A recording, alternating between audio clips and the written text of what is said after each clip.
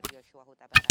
Dan kelima orang tersebut ini dikonfirmasi akan hadir. Saudara tim khusus Polri bakal menggelar rekonstruksi pembunuhan Brigadir Nofriansyah Yosua Huta Barat alias Brigadir J hari ini Selasa 30 Agustus 2022.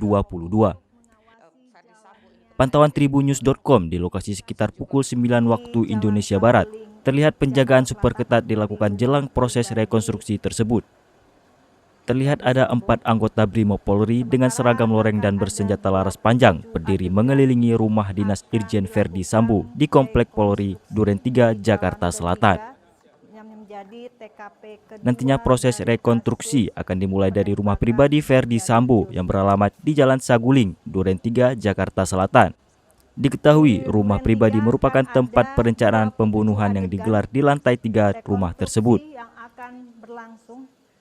Saat itu Putri Chandrawati, Baradae, Bribka RR, dan Kuat Ma'ruf menemui Irjen Sambo di lantai 3. Di sana Sambo menunjuk eksekutor pembunuhan Brigadir J.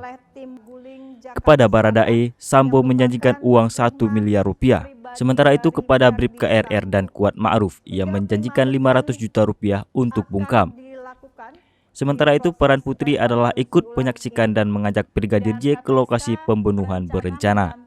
Baradae di lokasi rekonstruksi. Baradae yang kita kenal sebagai